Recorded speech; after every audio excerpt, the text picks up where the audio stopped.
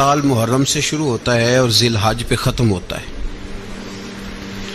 اس بات کا بھی ضرور خیال رکھا کریں کہ ہمارا جو اسلامی سال ہے اس کا آغاز جنوری سے نہیں ہوتا، اس کا آغاز محرم سے ہوتا ہے اور اس کا اختتام دسمبر پہ نہیں ہوتا بلکہ اس کا اختتام ذی الحج پہ ہوتا ہے۔ اسلامی سال کا آج پہلا دن ہے، یکم محرم الحرام، امیر المومنین خلیفۃ المسلمین جانشین مصطفیٰ جبل استقامت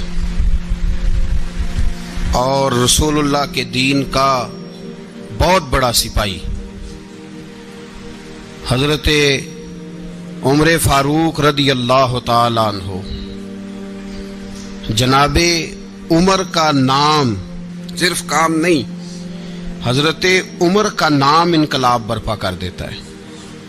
حضرت عمر کا نام کفر کے ایوانوں میں جبر، ظلم، شرک کی وادیوں میں جب حضرت عمر کا نام بھی لیا جائے تو بے ایمان کانپنا شروع ہو جاتے ہیں۔ حضرت عمر فاروق رضی اللہ تعالی عنہ، حضرت عمر معمولی شخص نہیں، معمولی آدمی نہیں۔ کچھ لوگ صدیوں کے بعد پیدا ہوتے ہیں اور کچھ لوگ ایسے ہوتے ہیں جو ایک ہی بار پیدا ہوتے ہیں، ان جیسا دوسرا پیدا ہوتا ہی نہیں، دوسرا ان طرح کا پیدا ہوتا ہی۔ حضرت عمر رضی اللہ تعالی عنہ جیسی شخصیات پیدا ہی نہیں ہوتی دوبارہ۔ سارے صحابہ در رسالت مآب پہ خود آئے۔ یہ وہ عظیم شخص ہے جسے اللہ کے محبوب نے اللہ سے مانگ کے لیا، کہا اے اللہ یہ مجھے دے دے، اللہ سے مانگ کے لیا ہے۔ اس لیے صوفیاء کہتے ہیں کچھ مرید ہوتے ہیں کچھ مراد ہوتے ہیں، کچھ مرید ہوتے ہیں کچھ مراد ہوتے ہیں۔ مرید وہ ہوتا ہے جو چل کے آتا ہے، آ کے مرید ہوتا ہے۔ مراد وہ ہوتا ہے جسے کہا جاتا ہے کہ یہ کبھی میرا بن جائے نا، یہ کبھی آ جائے نا، میرا بن جائے، اس کو مراد کہتے ہیں۔ حضرت عمر مصطفیٰ کریم کی مراد ہیں، حضور کی مراد ہے۔ اللہم اعز الاسلام بے اسلام عمر ابن خطاب، اے اللہ اسلام کو عزت دے دے، میرے عمر کو کلمہ پڑھنے کی توفیق عطا فرما دے۔ اور کیسے دعا مانگی؟ اور یار حضرت عمر کی تو اس فضیلت کا کوئی جواب نہیں دے سکتا۔ میرے رسول پاک علیہ السلام سب کے لیے ہی دعا مانگتے ہیں نا، حضور کی دعا عام ہے، لیکن مصطفیٰ کریم نے کعبے کا غلاف تھام لیا اور غلاف کعبہ کو حضور نے سینے سے لپٹایا اور سینے سے چمٹا کے کہا اے اللہ میں نے تو کبھی سوال ہی زیادہ نہیں کیے، میں کرنے آیا ہوں، مجھے عمر دے دے، عمر دے دے۔ حضور نے مانگ کے لیا۔ اور پھر جب جس کو حضور مانگے اللہ سے کہ حضرت عمر رضی اللہ تعالیٰ عنہ کا آج یوم شہادت ہے، میرا تو دل کرتا تھا کہ فجر سے باتیں شروع ہوں اور سارا دن ہی عمر کی باتیں ہوتی رہیں، سارا دن جناب عمر کی باتیں، سارا دن، اس لیے کہ ذکر جناب عمر کا ہوگا پر راضی اللہ کے رسول ہوں گے صلی اللہ، تو جاگ کے بیٹھیں، خوش ہو کے بیٹھیں۔ ہمارے ہاں منایا ہی نہیں جاتا، بابے اللہ کی تا ساؤن بھادروں اسو کتا تے منڈے جنوری فروری، تو اسلامی سال بھی گیا اور وہ تاریخیں بھی ساری گئیں۔ یکم محرم امت مسلمہ کے لیے بہت بڑا دن ہے، بہت بڑا دن۔ یہ شہادت ہے حضرت عمر فاروق کی رضی اللہ تعالی عنہ۔ یہاں چھوٹی چھوٹی باتوں پہ گورنمنٹ چھٹی کرتی پھرتی ہے، چھوٹی چھوٹی باتوں، الیکشن ہو گیا تو چھٹی، فلاں جگہ پہ تھوڑا سا کسی نے خبر دے دی کہ کوئی پریشانی ہے تو چھٹی، فلاں جگہ یہ ہو گیا تو چھٹی، یہاں تک کہ فلاں وزیر صاحب فلاں علاقے میں آئیں گے تو سارے علاقے کو چھٹی۔ اور اب تو اس سے بڑا حال ہونے لگا ہے، اگر جن لوگوں کی سندھ میں حکومت ہے ان کے لیڈر کا دن آیا تو اس دن چھٹی، اور جن کی پنجاب میں حکومت ہے ان کا دن آیا تو چھٹی۔ ہمارا مطالبہ ہے حکومت پاکستان سے، اگر سر اٹھا کے جینا چاہتے ہو تو یکم محرم کو چھٹی کیا کرو، اگر سر اٹھا کے جینا چاہتے ہو تو یکم محرم کو چھٹی کرو جناب عمر کے دن، اور ملت کے جوانوں کو بتاؤ کہ اگر عزت کی زندگی جینا چاہتے ہو تو اس طرح جیو جس طرح فاروق اعظم جی کے گئے ہیں۔ عزت اور وقار کی زندگی، جمہوریت حضرت عمر سے سیکھنی پڑے گی، حکومت کرنے کے طریقے حضرت عمر سے، رعایا کو سیکھنا پڑے گا کہ امیر کس طرح بنایا جاتا ہے اور امیر کس طرح کے ہوتے ہیں۔ یہاں لوگ ہمیں یورپ کی مثالیں دیتے ہیں، لوگ یہاں ہمیں آ کر کے امریکہ کی مثالیں، انہیں کیا پتا حکومت کیا ہوتی ہے؟ وہ کہتے ہیں جی وہ سائیکل پہ جاتا ہے ان کا حکمران۔ میں نے کہا وہ سائیکل پہ جاتا ہے؟ میرے عمر فاروق مدینے سے مکے گئے تھے تو پیدل ہی حج کرنے چلے گئے، پیدل ہی۔ اور جناب عمر فاروق رضی اللہ تعالیٰ عنہ عید کی نماز پڑھانے گئے، عید کی نماز عمر خطبہ عید دینے گئے۔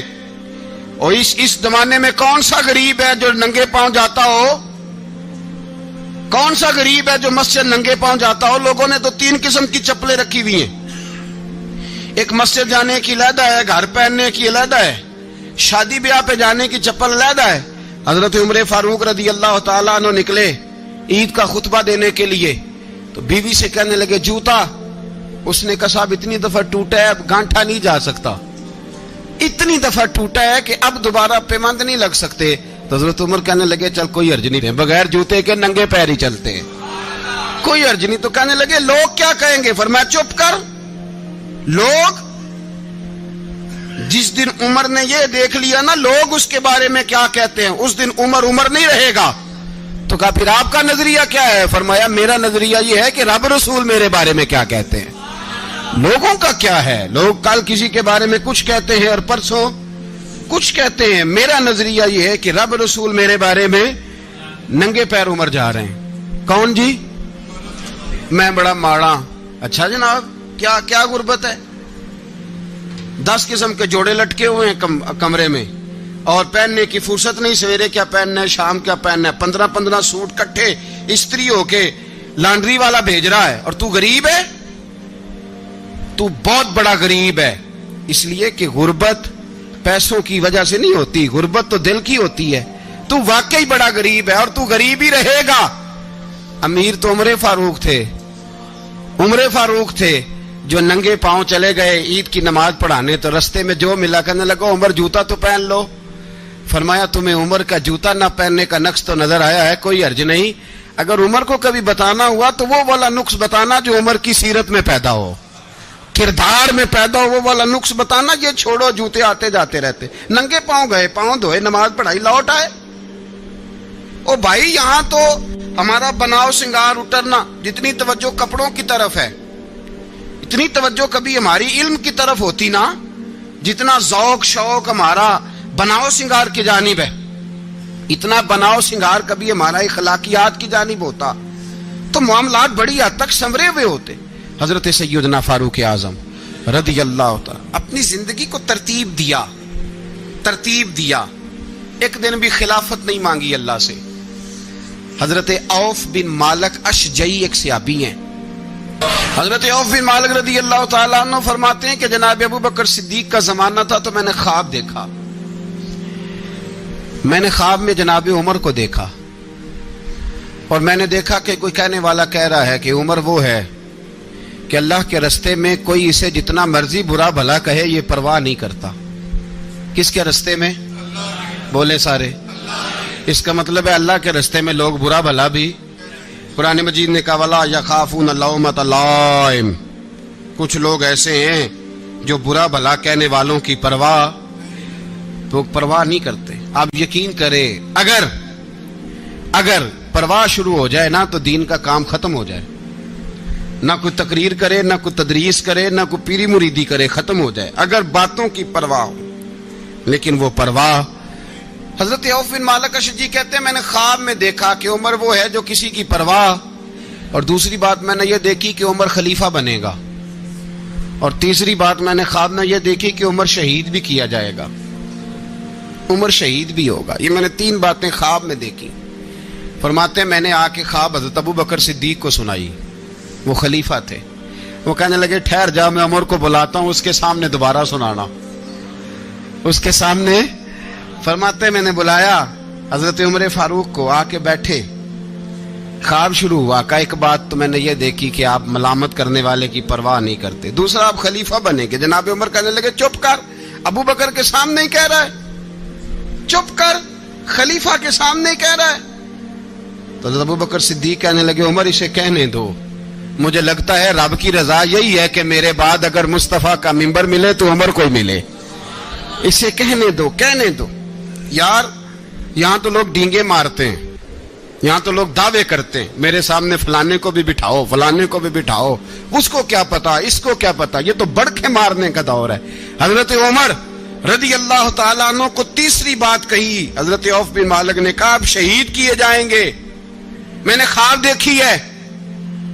नेक लोगों के ख्वाब बड़ी हद तक सच्चे होते हैं। कहा मैंने ख्वाब देखी है। तो हजरत उमर कहने लगे शहीद तो दलेर लोग होते हैं, शहीद तो दलेर, जिसे सारा जमाना दलेर कह रहा है वो अपने बारे में क्या कह रहे हैं, कहते हैं शहीद तो दलेर। मैं तो काहिल सा आदमी हूं, सुस्त आदमी हूं, मैं तो इतना काम ही नहीं करता। तो ये ख्वाब तूने जो ठीक देखा है ना, फिर से देखना।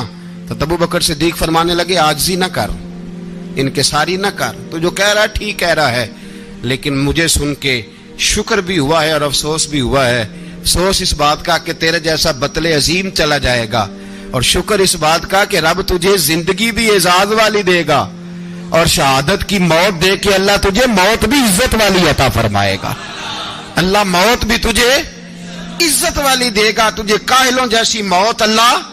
हजरत फारूक आजम रदी अल्लाह, ओ भाई यहां तो इस जमाने का सबसे बड़ा मसला प्रोटोकॉल है। लोगों को पता होता है कामिल पीर है, कामिल मुर्शिद है, लोग नहीं जाते। मैं किसी का मुरीद हो जाऊं, मेरा प्रोटोकॉल किधर गया? पता होता है ये कामिल उस्ताद है, मैं इसके पास बैठूंगा तो मेरी तरबियत करेगा, लेकिन लोग शागिर्द नहीं बनते। मैं किधर गई? ये जो प्रोटोकॉल की मुसीबत है ना, इसने बड़े बड़े लोग जीरो कर दिए, बड़े बड़े लोग। और ये मत समझे कि आपका वजीर आजम प्रोटोकॉल लेता है या आपका सदर प्रोटोकॉल, वुज़ारा, ऐसी कोई बात नहीं। हम छोटे तबके से लेकर बड़े सारे प्रोटोकॉल के कायल हैं। हमारा तो दामाद भी कहता है कि मुझे पूछा नहीं मैं तुम्हारे घर क्यों आऊं। हमारा तो भाई हर शख्स ऐलान करता है प्रोटोकॉल का, फलाने ने इज्जत नहीं दी तो वापस आ जाओ, फलाने ने सलूट नहीं किया तो वापस आ जाओ। लोग जहां सलूट करना चाहिए वहां भी सलूट कराने के कायल हैं। पर हजरत उमर रदी अल्लाह ताला, हजरत उमर की सादगी और फिर जनाब उमर की आजिज़ी, जब इंसान अपने ऊपर सवार कर लेता है ना, सवार कर लेता है, मैं बदकार पुराना खादम किसे दर मिली निट होई, इते वासफ यार ने नजर जो की थी ते वासफ वासफ ही हो। मैं अक्सर सोचता हूं, हुजूर ने जहां भी कहा ना, फरमाया मेरे बाद नबी होते तो खताब के बेटे उमर होते। हुजूर ने फरमाया उमर जिस रास्ते से जाता है शैतान वो रास्ता बदल जाता है। नबी पाक सल्लल्लाहु अलैहि वसल्लम ने फरमाया मेरा उमर वो है कि इसकी जुबान पर हक जारी है। हुजूर अलैहिस्सलाम ने फरमाया 950 साल हजरत जिब्रील मेरे उमर की शान बयान करें तो इनकी अजमत खत्म नहीं होती। 950 साल जिब्रील अजमत बयान करे तो खत्म नहीं होती। ये बात है हजरत उमर की। और फरमाया उमर अबू बकर की नेकियों में से एक नेकी है, ये शान है अब उमर फारूक रदी अल्लाह ताला अन्हु की। हुजूर ने फरमाया मेरे बाद नबी होते तो उमर होते, जिस गली से उमर आए शैतान रास्ता बदल जाए। मेरे उमर फारूक की शान 950 साल बयान हो तो खत्म ना हो। उमर की जुबान पर अल्लाह हक बयान करता है, जो उमर कहता है वही रब कर देता है। हुजूर सारी जिंदगी फजीलतें बयान करते रहे, उमर जवाब में क्या कहते हैं? कोई बताए ना कि ये वाली हदीसें कभी उमर ने भी रवायत की हो कि हुजूर ने मेरे बारे में ये कहा है। ये रवायतें वो रवायत नहीं करते। उनसे जब लोग कहते उमर तेरी बड़ी बात है तो उमर रो पड़ते, कहते मैं तो ऊंट चराने वाले बाप का बेटा हूं, मैं तो ऊंट चराने वाले बाप का बेटा, ऊंट चरा। इससे आगे उमर गए ही नहीं सारी जिंदगी, इससे आगे लफ्ज ही नहीं अदा की। और मैं तो भाई ऊंट चराने वाला, मेरा बाप तो ऊंट चराया करता था, 10 ऊंट थे, मेरी ड्यूटी होती थी, संभाले नहीं जाते थे, अब्बा डंडों से मारता था। सारी जिंदगी उम्र हाज करने गए, एक खुश्क तना खजूर का عمر فاروق رضی اللہ تعالیٰ عنہ نے اس کو اپنے کلاوے میں لیا، رونے لگے۔ لوگوں نے کہا عمر کیا ہوا؟ فرمانے لگے یہاں میں اونٹ چرایا کرتا تھا، یہاں میں اونٹ چراتا تھا، 10 اونٹ سنبھالے نہیں جاتے تھے۔ دیکھو رسول اللہ کی شان، آج ساری امت چلانے کا طریقہ عطا فرما دیا ہے، ساری نظریے سے پیار۔ یار پیسہ کس کو برا لگتا ہے؟ آپ جس آدمی کی 50 کروڑ کی پراپرٹی ہے اس کو پوچھیں سب سے غریب، آپ کو وہی نظر آئے گا۔ وہ کہے گا میں ٹائٹ ہوں، حالات بڑے۔ میں کئی بار پوچھے انہوں نے، میں کہے تو ترجمہ بھی 10 چھڑوں کی، ہمیں تو سمجھ نہیں آتی، اور ٹائٹ حالات کون سے ہوتے ہیں جی؟ جس آدمی کا کروڑوں میں کاروبار ہے نا، اس کو آپ چھیڑے وہ رونے لگ جائے گا، رونے۔ تو کئی میں نے ایسے دیکھے ہیں کرائے کا مکان ہے، ان سے پوچھے صاحب کیا حال ہے، تو کہتے ہیں جتنی اللہ نے شان والی زندگی ہمیں عطا کی ہے کسی کو نہیں دی ہوئی۔ اس کا مطلب ہے خوشی بھی یہی ہے اور غم بھی یہی ہے، اندر سے خوشی ہے، اندر سے ہی۔ تو نے اگر راضی رہنا ہے تو ادھر سے رہنا ہے، ناراض رہنا ہے تو بس اپنے آپ کو خوش رکھے گا تو ہو جائے گا۔ سارے صحابہ مل کے آئے، کہنے لگے عمر فاروق سے کہنا ہے نبی پاک کے زمانے میں تو ظاہراً غربت تھی، ابو بکر کے دور میں بھی غربت تھی، اب تو بڑا محال ہے۔ عمر سے سفارش کرو کہ عمر نیا کرتا پہنا کرے۔ ملکوں کے سفیر آتے، عمر وہی پھٹی پرانی چادر اوڑھ کے اور وہی کئی جگہ پہ پیوند لگے سوٹ پہن کے سفیروں کے سامنے بیٹھ جاتا ہے۔ عمر کو مشورہ دو، طے ہو گئی بات۔ سب نے جب مشورہ دے لیا تو سارے کہنے لگے یہ بتاؤ شیر کی مونچھ کو ہاتھ کون لگائے گا؟ کہنا کس نے ہے؟ بندہ بھی تو ڈھونڈو نا۔ نے کہا جناب میرا یہ خیال ہے کہ مولا علی شیر خدا کہیں گے، کیونکہ جس شخص کی عمر کو سب سے زیادہ حیا کرتے دیکھا وہ شیر خدا مولا علی ہے رضی اللہ تعالی علی کہیں گے۔ اس لیے کہ جناب علی تو کئی دفعہ جب گفتگو کرتے تھے تو حضرت عمر چپ کر جاتے تھے اور فرماتے تھے علی نہ ہوتا تو میں ہلاک ہو جاتا۔ تو کہا علی سے کہو۔ جناب علی شیر خدا کو بلایا، کس کام کے لیے جی؟ اللہ اکبر۔ یہ ذرا آپ نے اس دور پہ اس بات کو ذرا لاکا جناب ان سے کہیں کہ زیادہ نہیں، ایک کرتا نیا پہن لے، سفیر آتے ہیں وزیر آتے ہیں تو ایک کرتا نیا پہن لے۔ حضرت علی کو بلایا، آپ فرمانے لگے کوئی اور بات ہوتی تو میں کہہ دیتا، یہ والی میں نہیں کہہ سکتا۔ کوئی اور ہوتی تو میں عمر کو کئی دفعہ کہہ دیتا ہوں، جلال میں بھی تو سن، یہ والی میں نہیں کہہ سکتا۔ میں تمہیں ایک مشورہ دیتا ہوں۔ کہ وہ کیا؟ کہنے لگے سید عائشہ صدیقہ سے کہو، وہ مومنوں کی ماں ہیں، عمر ٹالے گا نہیں۔ اماں جی سے جا کے کہا اماں جی نیا کرتا عمر سے کہیں پہن لیں، وزیر آتے ہیں بڑے بڑے لوگ تو چلو کوئی حرج نہیں۔ اماں جی نے کہا اچھا کوئی بات نہیں میں بلا لیتی ہوں۔ جناب عائشہ نے پیغام بھیجا، جب خادم نے کہا نا مصطفیٰ کے گھر سے پیغام آیا ہے تو 20 لوگ بیٹھے تھے، عمر کانپتے ہوئے اٹھے، کانپتے دوڑے۔ حضرت عائشہ پردے میں تھی تو فرماتی ہیں عمر اتحیات کی حالت میں بیٹھ گئے۔ کہا اماں جی دیر تو نہیں ہو گئی مجھے آنے میں؟ کہا نہیں ٹائم پہ آ گئے ہو۔ کس لیے بلایا تھا؟ کہا عمر دیکھو غربت کے معاملات اور ہوتے ہیں، جب اللہ آسانی دے تو کوئی چیز استعمال کرنا حرام نہیں ہوتی، اگر حرام ہے تو بتاؤ۔ کہا نہیں اماں جی حلال ہی ہے۔ تو فرمایا پھر اتنے سفیر آتے ہیں مشیر آتے ہیں، اب تو مال غنیمت بڑا آتا ہے، ڈھیر لگ جاتے ہیں مسجد میں، تو چل ایک نیا کرتا تم بھی پہن لیا کرو، اور آپ نیا کرتا پہنو گے تو دھاک بیٹھے گی غیروں پر۔ تو صحابہ کا مشورہ ہے کہ آپ نیا لباس پہنے۔ اماں جی کہتی ہے میں نے حکم دیا تو عمر چپ کر گئے، گردن جھک گئی۔ تھوڑی دیر کے بعد سیدنا عمر فاروق نے سر اٹھایا تو داڑھی پہ آنسو گر رہے تھے، رو پڑے، کہنے لگے پاک محبوب کی پاک بیوی جیسے حکم کرتی ہو میں حاضر ہوں، پر مجھے وہ والا لباس پہنانا جو میرے مصطفیٰ نے پسند فرمایا ہے۔ اگر یہ رنگ رسول پاک کا ہے تو میں حاضر ہوں، اور اگر نبی پاک کا نہیں تو پھر جیسے آپ حکم کریں۔ جناب عائشہ کہتے ہیں عمر روئے تو میں زیادہ روئی، میرا پلو بھیگ گیا آنسوؤں سے۔ میں نے کہا عمر آپ جائیے۔ عمر یوں نکلے تو جو صحابہ کھڑے تھے وہ کونے میں تھے، سارے آ گئے۔ کہا اماں جی کیا بناؤ؟ فرمایا بھائی تم سب جو باتیں کہتے ہو وہ اپنی جگہ ٹھیک ہیں، پر عمر جو بات کرتا ہے وہ سب سے زیادہ ٹھیک ہے۔ عمر جس پہلو پر بات کرتا ہے وہ یار ایسی عاجزی، ایسا رنگ، ایسا انداز، ایسا طرز حیات، ایسی زندگی. اولاد کے معاملے میں لوگ بزدل ہو جاتے ہیں، بزدل. پر حضرت عمر کا بیٹا مصر گیا، وہاں سے کمائی کر کے لایا، تجارت کرنے گیا، لاکھوں کا مال. کون سا باپ ہے دنیا میں جس کا بیٹا باہر سے پیسے لے کے آئے تو ابا تفصیل پوچھے کہ بیٹا کہاں سے کمائے، کہاں سے لایا، کتنے ملے، کیوں آئے؟ کون سا باپ تفصیل پوچھتا ہے؟ ابا تو کہتا ہے لا صحیح، اور تعریفیں کرتا ہے میرا بیٹا بڑی کمائی کرتا ہے. کبھی پوچھا ہے اس سے کہ ڈیوٹی صحیح دیتا ہے کہ نہیں؟ کبھی پوچھا ہے کہ تو ایمانداری کی روزی لاتا ہے کہ حرام کی کماتا ہے؟ یہ باپ کی ذمہ داری ہے، یہ اماں کی ذمہ داری ہے. پھر کہتا ہے بیماری کیسے آ گئی، پریشانی کیسے آ گئی؟ تو نے کبھی سوال کیا اپنی اولاد سے؟ حضرت عمر فاروق رضی اللہ تعالیٰ عنہ کا بیٹا مصر سے پیسے کما کے لایا تو جناب عمر نے بلایا، فرمایا بیٹے اتنی تو تیرے پاس راس ہی نہیں تھی، تھوڑے سے تو پیسے لے کے گیا تھا، اتنی کمائی کیسے ہو گئی؟ اتنے تو پیسے نہیں تھے صاحب، کہاں سے کمائی لائے؟ اس نے کہا ابا جی وہ جو میرے چچا ہے نا مصر کے گورنر، آپ کے دوست، انہوں نے میری مدد کی ہے. فرمایا جتنے لوگ گئے تھے سب کی ہے مدد اس نے؟ کہا نہیں صرف میری کی. فرمایا تیری کیوں کی؟ تیری کیوں کی؟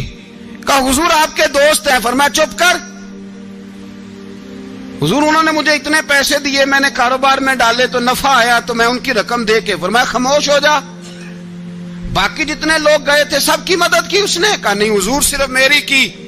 فرمایا اس نے تیری مدد نہیں کی، اس نے خلیفہ کے بیٹے کی مدد کی، اس لیے کہ وہ خلیفہ کو اپنے حق میں نرم کر سکے. فرمایا آدھا مال تیرا ہے، آدھا مال غنیمت کا ہے، مال خزانہ کا ہے، مسلمانوں کا ہے، اس لیے کہ تو جو وہاں سے مال کما کے لایا ہے وہ اپنے باپ کے خلیفہ ہونے کی وجہ سے کما کے لایا ہے، لہذا رکھ ادھر. یہاں کہتے ہیں کدھر سے آیا، کیسے آیا، کون سا حساب دیں، کیا کریں؟ او بھائی حضرت عمر رضی اللہ تعالیٰ عنہ کا اپنی اولاد کے بارے میں یہ رنگ ہے. ایک جنگ سے نا خوشبو آئی، خوشبو بڑی مہنگی ہوتی تھی، عرب میں خوشبو آج بھی بڑی مہنگی ہے، وہ زیادہ استعمال کرتے ہیں. میری باتوں کی سمجھ آ رہی ہے میرے بھائیوں؟ بڑی مہنگی خوشبو تھی. جب وہ خوشبو آئی تو حضرت عمر نے کہا، گھر میں پہلے پہنچی حضرت عمر کے، چونکہ زیادہ عورتیں استعمال کرتی تھی گھر کے اندر خوشبو، مرد بھی لگاتے تھے. حضرت عمر نے اپنی بیوی سے کہا، آپ کی زوجہ تو تھی وہ بڑی خوشبو کو پسند کرتی تھی. حضرت عمر نے اپنی زوجہ سے کہا کہ خوشبو لاؤ، میں نے ایک عورت کی ڈیوٹی لگائی ہے، وہ خوشبو تول کے نا تو حصہ برابر صحابہ میں بانٹ دے گی. تو آپ کی زوجہ کہنے لگی کسی بی بی کی ڈیوٹی لگانے کی کیا ضرورت تھی، میں جو موجود تھی میں بانٹ دیتی ہوں تول کے حصہ برابر. آپ نے فرمایا نہیں تو رہنے دے، اور فلانی بی بی بانٹے گی. کہا حضور میں نے بھی بانٹنی ہے، میرے پہ کچھ حق ہے؟ آپ نے فرمایا نہیں تو تفصیل نہ پوچھ، تو خوشبو دے دے، کوئی اور بانٹے گی. خاتون خانہ تھی نا، کہنے لگی نہیں مجھے بھی آج آپ کو بتانا ہی پڑے گا کہ کوئی جو بانٹ سکتی ہے تو میں کیوں نہیں بانٹ سکتی؟ زوجہ کہتی عمر نے بات کی تو میری چیخیں نکل گئیں. حضرت عمر فرمانے لگے جب تو خوشبو بانٹے گی نا تیرے ہاتھوں کو بھی لگے گی، تیرے دوپٹوں کو بھی لگ جائے گی. اگر رب کریم نے مجھ سے سوال پوچھا کہ عمر خوشبو تو مسلمانوں کی تھی، تیری بیوی کے دوپٹے کو کیوں لگ گئی، تو میں اللہ کے حضور کیا جواب دوں گا؟ اگر اللہ نے یہ سوال کیا کہ تیری بیوی نے کیوں لگائی، وہ تو حصہ تھا مسلمانوں کا، تو نے تیری بیوی نے کیوں لگائی؟ تو فرمایا میں نہیں چاہتا کہ اللہ کے حضور مجھے اور تجھے باز پرس ہو، لہذا کسی اور کو بانٹنے دے. زوجہ روئی اور تڑپ کے کہنے لگی عمر مجھے لگتا ہے صبح قیامت بھی تیری بیوی ہونے کی وجہ سے اللہ مجھے جنت عطا فرما دے گا، تیری زوجہ ہونے کی برکت سے. بھائی یہ معیار رکھا، خدا کی قسم ایسا شخص تاریخ میں دوبارہ نہیں آیا. اتنا بڑا آدمی، اتنا بڑا شخص، اتنا بڑا آدمی، اور پھر رنگ یہ ہے کہ عمر 22 لاکھ مربع میل کا حکمران، 22 لاکھ، اور کھجور کے درخت کے نیچے مٹی کا ڈھیلا لے کے سو گئے ہیں، پرواہ کوئی نہیں، کوئی مسئلہ ہی نہیں.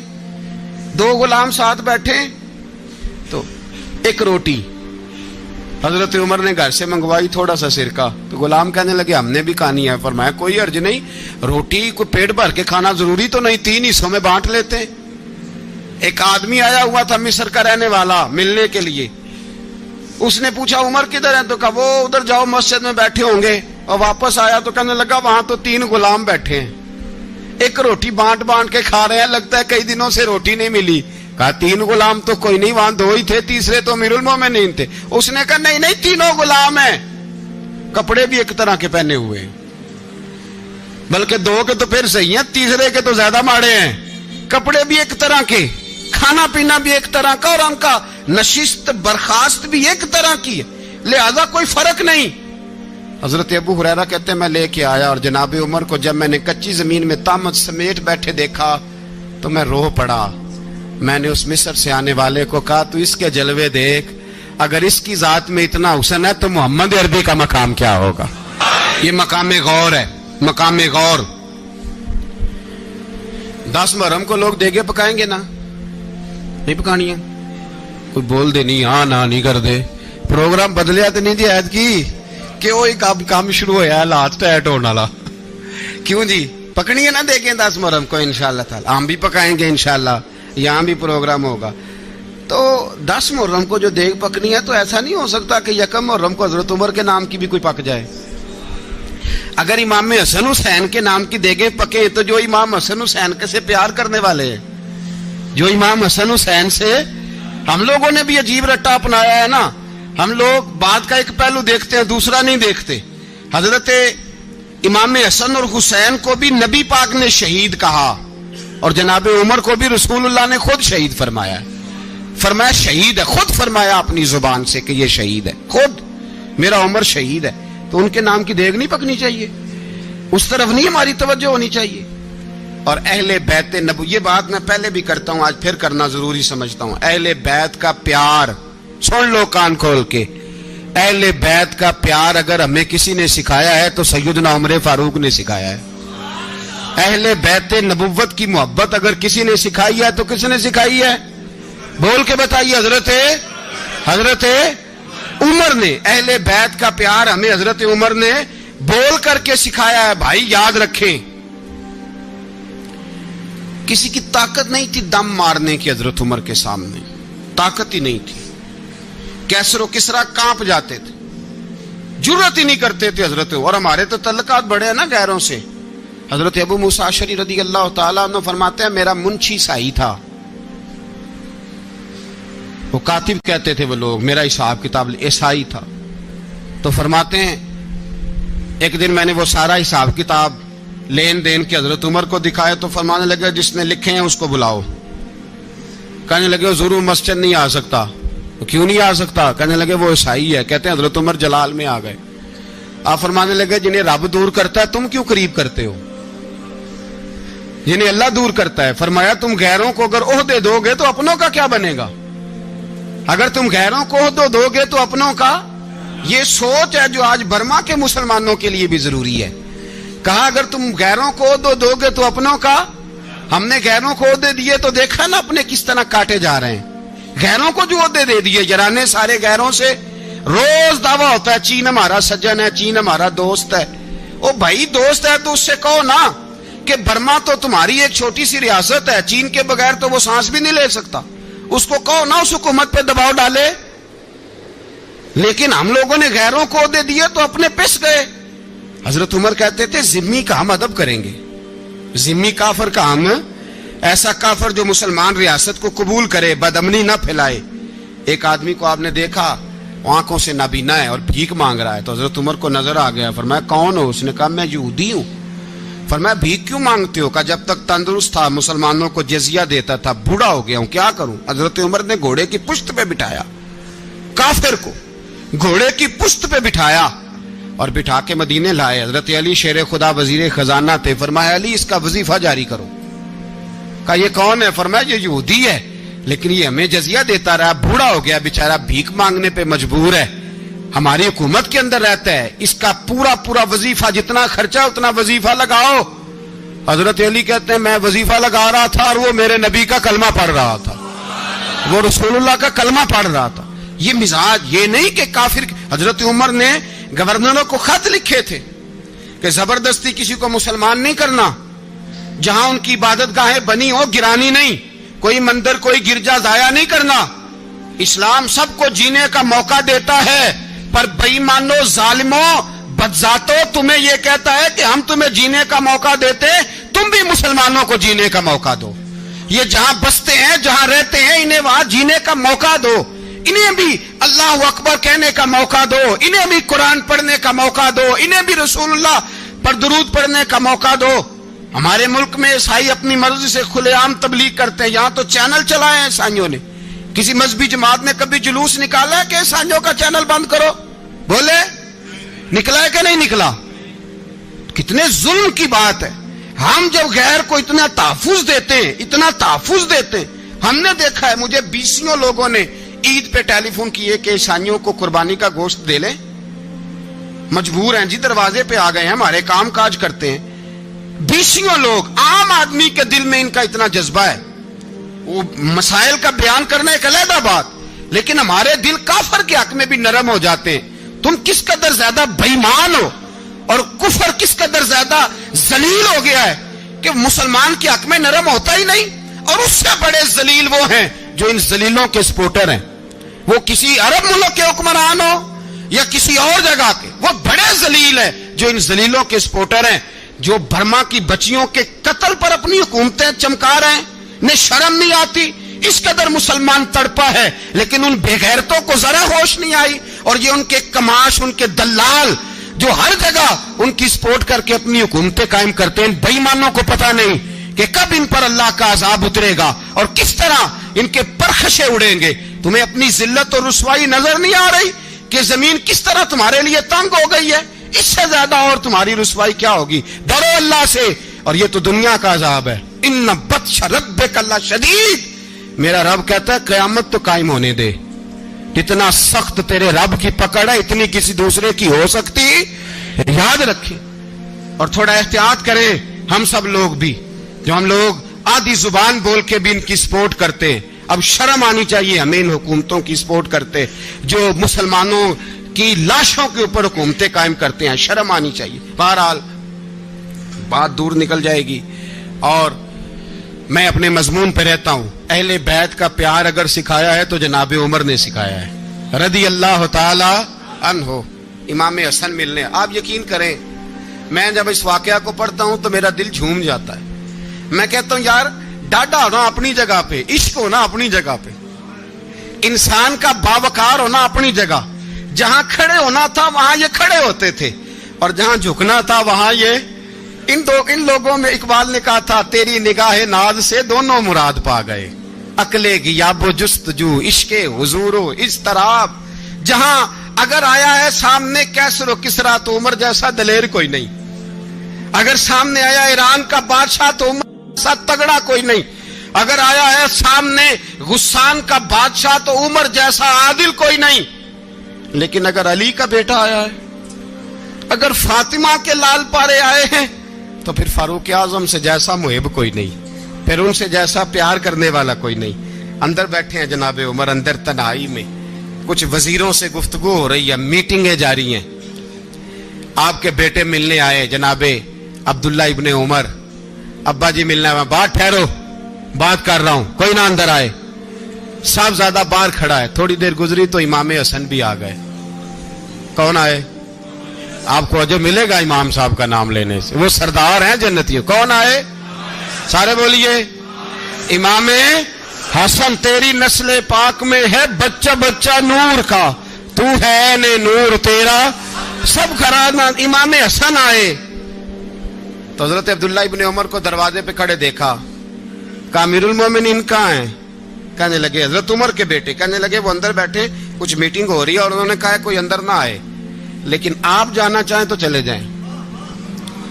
آپ جانا چاہیں تو، تیری نسل پاک میں ہے بچہ بچہ نور، آپ جانا چاہیں تو چلے جائیں. تو انہوں نے کہا جب آپ باہر کھڑے ہیں تو مجھے کوئی اتنا ضروری کام نہیں، اور ابھی زور کی نماز تھوڑی دیر میں ہوگی، میں مسجد میں مل لوں گا امیر المومنین سے. یہ بات کہہ کے امام حسن چلے گئے. یار اتنی بڑی بات نہیں تھی، اتنی بڑی بات نہیں تھی. وہ میرے استادوں کا بیٹا بھی آئے تو کہا ٹھیک ہے جی وہ سوئے ہوئے ہیں، کوئی غرض نہیں یار میں ٹھہر کے آ جاؤں گا. کوئی بڑی بات نہیں تھی، دیکھا جائے تو بڑی بات نہیں تھی، پر بات بہت بڑی تھی اس لیے کہ یہ خالی حسن نہیں، یہ حسن ابن علی ہے. یہ حضرت فاطمہ کے لخت جگر. حضرت عمر باہر نکلے, عبداللہ ابن عمر سے پوچھا کوئی آیا تو نہیں؟ تو کہا حضور امام حسن آئے تھے. تو کہا پھر شہزادے کو اندر کیوں نہیں بھیجا؟ کہا میں نے کہا تھا. وہ کہنے لگے اگر امیر المومنین مصروف ہیں تو میں ظہر میں مل لوں گا. حضرت عمر رونے لگے, فرمایا بیٹے تو نے اچھا نہیں کیا. پھر مسجد نہیں گئے, سیدھے امام حسن کے دروازے دستک دی. امام حسن باہر آئے, کہا شہزادے آئے تھے تو ملے کیوں نہیں؟ تو امام حسن کہنے لگے حضور آپ کا اپنا بیٹا دروازے پہ کھڑا تھا, آپ کا اپنا بیٹا دروازے پہ کھڑا تھا, وہ منع بھی کیا تھا آپ نے تو میں زور میں مل لیتا. حضرت امام حسن فرماتے جوش جذبات میں جناب عمر نے سر سے پگڑی اتار دی. جوش جذبات میں کہنے لگے حسن میرے بیٹے کا اور آپ کا کیا مقابلہ؟ کیا اس کی ماں کا نام فاطمہ الزہرا ہے؟ کیا اس کی نانی کا نام خدیجۃ الکبریٰ ہے؟ کیا اس کے نانے کا نام محمد مصطفیٰ ہے؟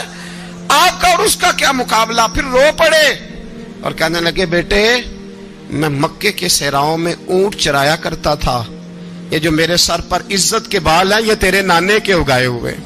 میں مکے کے خبردار شہزادے خبردار. او بھائی اہل بیت نبوت کے ادب کا رنگ اگر سکھایا ہے تو سیدنا عمر نے سکھایا ہے. حضرت عمر فاروق اتھارٹی ہے, اسلام کی اتھارٹی. یکم محرم حضرت عمر کی شہادت ہے. یہودی بول اٹھا, کافر بول اٹھا. اگر 6 مہینے عمر دنیا میں اور رہتے تو دنیا میں کوئی کافر موجود نہ ہوتا. 6 مہینے. اور جب اس بطل جلیل کا جنازہ اٹھا, اللہ بخاری پڑھیے نا, اللہم ارزقنا شہادت فی سبیلک, اللہ بسترے کی موت نہ دینا شہادت کی دینا. عمر شہید ہوئے, مسجد نبوی میں نماز پڑھاتے, اور جب جنازہ اٹھا تو مدینے کا پھر پیچھے جو دلیر بچے وہ مولا علی تھے. مولا علی جناب عمر کا جنازہ اٹھا تو سب سے پہلی ہائے جو نکلی وہ حضرت علی کی زبان سے نکلی, اور حضرت علی کی ساری داڑھی آنسوؤں سے بھر گئی. لوگوں نے کہا کہ علی کیا ہوا؟ فرمانے لگے تم دیکھ نہیں رہے جنازہ کس کا اٹھا ہے, پلٹ کے دیکھو تو صحیح, تم پتہ نہیں یہ کون گیا ہے. کہ حضور کیا ہوا؟ آپ فرمانے لگے عمر اس طرح کے کام کر کے گیا ہے, اب ان کے رستوں پہ کون چلے گا؟ کون اس کے جگر راہ وفا میں؟ میں نقش ایسے چھوڑ آیا ہوں, میں جس منزل سے گزرا ہوں وہ اب تک یاد کرتی ہے.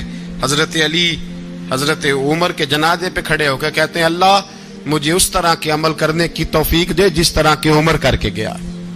میرے بھائی بطل عزیز, بطل حریت حضرت عمر رضی اللہ تعالیٰ عنہ جو اپنی زندگی انقلاب والی گزار کے گئے. عمر جب دنیا سے گئے تو 80 دینار کا قرضہ تھا, 22 لاکھ مربع میل کا حکمران.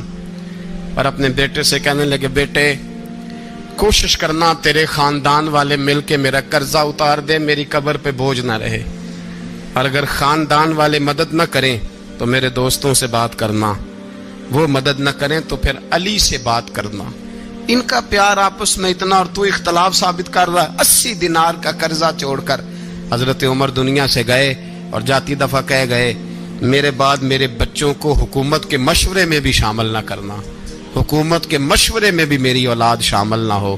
اتنا بڑا شخص اتنا بڑا رنگ دے کے یکم محرم کو جب عمر فاروق کا وصال ہوا تو بیٹے سے کہنے لگے اماں عائشہ سے جا کے کہو میرا بھی نبی پاک کے روزے میں دفن ہونے کو دل کرتا ہے. ایک قبر کی جگہ ہے اماں جی نے اپنے لیے رکھی ہے, بخاری ہے بخاری. حضرت عائشہ کے پاس صاحبزادے گئے, کہنے لگے اماں جی عمر کو زخم لگ گیا ہے, حالت بڑی پریشانی والی ہے. وہ کہتے ہیں اگر اماں اجازت دیں. سید عائشہ رو پڑی, فرمانے لگی کہ وہ اپنی قبر کی جگہ تو نہیں نہ کسی کو دیتا, پر عمر نے کمال ہی بڑا کیا. اسے کہو جاؤ گنبد خضرا میں قیامت تک جو مصطفیٰ پہ اور ابو بکر پہ سلام پڑھے گا وہ تجھ پہ بھی سلام پڑھ کے جائے گا, جاؤ میں نے جگہ دی.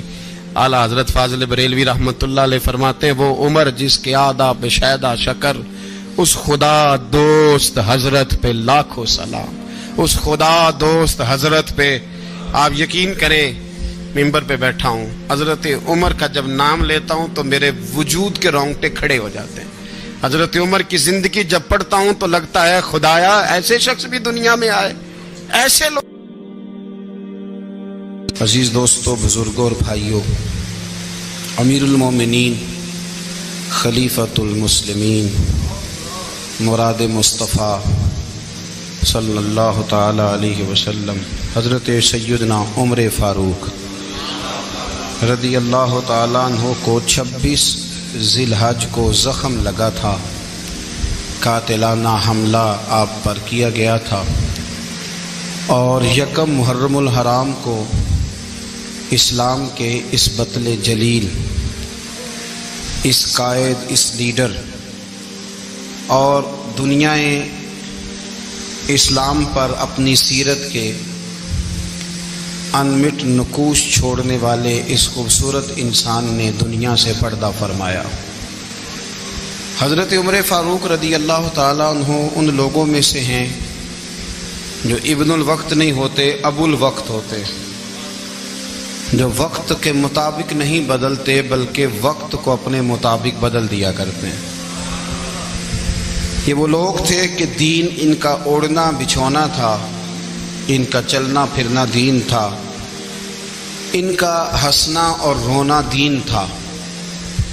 انہیں علم الیقین سے لے کر عین الیقین تک ایک خاص مقام اللہ نے عطا کر دیا تھا، تو بس پھر یہ سمجھ گئے تھے کہ دین ہی زندگی ہے، دین ہی روح ہے، اور دین ہی ہماری اصل ہے۔ نبی کریم صلی اللہ تعالیٰ علیہ وسلم نے فرمایا کہ میں نے خواب دیکھا ہے، کچھ لوگوں کو میں نے قمیضیں پہنے ہوئے دیکھا، کچھ کی قمیضیں ناف تک تھیں، کچھ کی پیٹ تک تھیں، اور کچھ کی گھٹنوں تک تھیں۔ عمر میں نے تمہیں بھی دیکھا ہے، تمہاری قمیض تو پیروں سے ٹکرا رہی تھی۔ تو حضرت عمر کہنے لگے حضور خواب کوئی دیکھتا ہے، تعبیر کوئی بتاتا ہے، پر یہاں کمال یہ ہے کہ خواب بھی آپ نے بتایا ہے، تعبیر بھی آپ ہی بتائیں گے۔ حضور پھر بتا دیں اس خواب کی تعبیر کیا ہے؟ تو حضور نے فرمایا تعبیر یہ ہے کہ کسی کا دین ناف تک، کسی کا گھٹنوں تک، کسی کا پیٹ تک، اور عمر تو سارا ہی دین میں لپٹا ہوا ہے، تو سارا ہی دیندار ہے، سارا ہی۔ حضرت عمر فاروق رضی اللہ تعالیٰ عنہ آئیڈیل ہیں، ایک ہیرو ہیں۔ ان کی زندگی کے درجنوں پہلو ہیں، ہر سال ہم ایک پہلو بیان کر دیتے ہیں، کبھی عدل و انصاف پہ بات کر لیتے ہیں، کبھی نظام حکومت پر۔ ان کی زندگی کا ایک پہلو آج بھی ہماری گفتگو کا عنوان رہے گا، پر حضرت عمر کا مرتبہ اور مقام یہ ہے کہ نبی کریم علیہ السلام نے فرمایا کہ جبریل امین 950 سال میرے عمر کی شان بیان کریں تو عمر کی شان ختم نہیں ہوتی۔ 950 سال اگر حضرت جبریل بھی بیان کریں تو یہ مقام ہے سیدنا فاروق اعظم کا۔ اللہ تبارک و تعالیٰ نے جس طرح سارے نبیوں میں شان حضور کو عطا فرمائی، اسی طرح تمام نبیوں کے حواریوں میں سب سے زیادہ شان حضور کے غلاموں کو عطا فرمائی۔ قرآن مجید میں اللہ کریم نے فرمایا یا ایھا الذین آمنوا قوا انفسکم واہلیکم نارا، فرمایا اے ایمان والو خود بھی جہنم کی آگ سے بچو اور اپنے گھر والوں کو بھی دوزخ کی آگ سے بچاؤ۔ خود بھی بچو اور اپنے گھر والوں کو بھی۔ ہماری ساری نصیحتیں باہر والوں کے لیے، باہر ہمیں بہت بڑا لیکچر بھی دینا پڑے تو چلتا ہے، بہت بڑی داستان سرائی بھی کرنی پڑے تو چلتی ہے۔ سٹیٹس اور معیار یہ ہے کہ سارا کچھ باہر والوں کے لیے، اور گھر کے وہ پھول جن کی آبیاری بھی ہم نے کرنی تھی، کوئی جڑی بوٹیاں اور گائیں تو وہ کاٹنی بھی ہم نے خود تھی، دھوپ اور چھاؤں کا خیال بھی ہم نے رکھنا تھا، وہاں ہماری نظر نہیں ہوتی۔ پڑوسی کے بچے کیا کر رہے ہیں یہ سارا پتہ ہوتا ہے، اور میرے گھر میں کیا گل کھل رہے ہیں اس کی مجھے خبر نہیں ہوتی۔ حضرت عمر فاروق نے جب یہ آیت نازل ہوئی تو فوراً عرض کیا یا رسول اللہ صلی اللہ علیہ وسلم اس کا کیا مطلب ہے کہ خود بھی دوزخ کی آگ سے بچو اور اپنے گھر والوں کو بھی بچاؤ؟ تو نبی کریم علیہ السلام نے فرمایا عمر اس کا مطلب یہ ہے کہ جن چیزوں کا اللہ رسول تمہیں حکم دیتے ہیں تم اپنے گھر والوں کو ان چیزوں کا حکم دو، اور جن چیزوں سے اللہ رسول تمہیں منع کرتے ہیں تم اپنے گھر والوں کو بھی ان چیزوں سے منع کرو۔ حضرت عمر فاروق کی زندگی میں جو چیز آپ کو بہت زیادہ ملے گی نا وہ یہ ہے کہ آپ نے جتنا کڑا احتساب محاسبہ باہر والوں کا کیا ہے نا اس سے زیادہ بڑھ کے اپنا اور اپنے گھر والوں کا کیا ہے۔ یہ بڑا عجیب معاملہ ہے کہ ہم جتنے لوگ ہیں ہمارا معیار یہ ہے کہ سامنے والا غلط ہے اور میں ٹھیک، یعنی دوسرے کا بچہ گلی میں نظر آ جائے تو اس کی غلطیاں نکلنی شروع ہو جائیں گی، اور میرا بچہ سارا شہر گھوم آئے ایک ٹائر پہ موٹر سائیکل پہ تو ہم کہتے ہیں کہ ابھی بچہ ہے، انشاءاللہ سیانا ہو جائے گا۔ اگر ابا جی آج تک سیانے نہیں ہوئے کہ اس کو سمجھا لیں تو پھر بیٹے کا سیانا ہونا تو ہو سکتا ہے کہ وہ 60-70 سال لگ ہی جائیں۔ گھر کے اندر جب تک توجہ نہیں ہوتی اور سب سے پہلے جب تک اپنی ذات پر توجہ نہیں ہوتی، میں کہا کرتا ہوں کہ باہر لیکچر چلتا ہے گھر میں عمل چلتا ہے، لیکچر باہر چلتا ہے گھر کے اندر عمل چلے گا۔ باہر تو آپ نے کہہ دیا نماز پڑھا کرو، ختم ہو گئی بات، لیکن گھر میں بچے نماز تب پڑھیں گے جب ان کے والد نماز پڑھیں گے۔ گھر میں کہہ دیا پردہ کرو، پر گھر میں بچیاں پردہ تب کریں گی جب ان کی اماں پردہ کرے گی۔ گھر کے اندر عمل چلتا ہے، باہر تو چلو بات بھی چل جاتی ہے۔ تو والد کا جب تک کردار بچے نہیں دیکھتے جب تک اتنی دیر تک ان کا تبدیل ہونا ممکن نہیں ہوتا۔ حضرت عمر فاروق رضی اللہ تعالیٰ عنہ نا باہر والوں کا بھی بڑا سخت حساب کرتے تھے۔ بڑا ایک گورنر صاحب نے لباس بڑا شاندار پہننا شروع کر دیا تھا تو حضرت عمر نے اتروا کے نا تو انہیں ٹاٹ کا لباس پہنا کے تو اونٹ چرانے کی ڈیوٹی دے دی تھی، اتنا سخت احتساب کرتے۔ کسائی کی دکان پر بھی 1-2 گھنٹے کھڑے ہوتے تھے، جو آدمی مسلسل 2 دن گوشت خریدتا تھا نا فرماتے تھے اس کا ٹیکس بڑھا دو، لوگوں کو دال نہیں مل رہی اور یہ روز گوشت کھاتا ہے۔ حضرت فاروق اعظم اس کو جزیہ کہا جاتا تھا یا کچھ اور معاملات ہوتے تو بڑھا دیتے تھے۔ مسلسل جو 2 دن آدمی گوشت کھاتا تھا فرماتے تھے مدینے میں غربت ہے، اگر یہ والا نظام تم کرو گے تو غریب لوگ کس کی طرف دیکھیں گے۔ لیکن اس سے زیادہ بڑھ کر جو ان کی زندگی کا معیار اور سٹیٹس تھا وہ یہ تھا کہ اپنے گھر کا خاص خیال رکھتے، خاص توجہ کرتے۔ ملک شام سے اور ایران سے کچھ لوگ آپ کی خدمت میں آئے تو وہاں سے کچھ کنیزیں بھی آئیں، ان کے بادشاہ کا پیغام لے کے۔ شاہ ایران کی کنیز کو ملکہ نے کہا کہ نا حضرت عمر کی زوجہ کو دیکھ کے آنا ذرا کس طرح کی ہے۔ ہمارے ملک میں کیا کہتے ہیں خاتون اول، باقی سارے دونوں میں خاتون اول، ذرا خاتون اول کو دیکھ کے آنا۔ تو وہ جب آئی نا گھر میں ملنے تو کہا کہ مجھے میری ملکہ نے کہا تھا کہ عمر کی زوجہ سے اہلیہ سے ملاقات کر کے آنا۔ تو حضرت عمر کی اہلیہ نے نا ایک جوڑا کپڑوں کا دے دیا ملکہ کے لیے اور ایک خوشبو کی شیشی دے دی۔ اب جب وہ تحفے وہاں گئے تو اس ملکہ نے نا کچھ سونے کا سامان بھیجا، کچھ زیورات بھیجے، کچھ تحائف بھیجے۔ جب حضرت عمر کے گھر آئے نا وہ خادم لے کے آیا، اس نے کہا جی آپ کی اہلیہ نے تحفے بھیجے تھے، تو جواب میں شاہ ایران کی بیوی نے یہاں جس ملک کا وہ سفیر تھا انہوں نے بھی یہ بھیجے۔ تو حضرت عمر فاروق نا وہ تحفے لے کے گھر گئے تو جا کے کہنے لگے اپنی اہلیہ سے یہ تو کب سے تحفے تحائف بھیجنے لگ گئی ہے، یہ کب سے نظام شروع ہو گیا؟ تو کہ حضور تحفہ دینا لینا تو ٹھیک ہے، سنت ہے، محبت بڑھتی ہے، تو یہ کوئی قباحت نہیں، اور میں نے اپنی ذاتی استعمال کے لیے جو چیزیں رکھی تھی وہ میں نے دی ہیں۔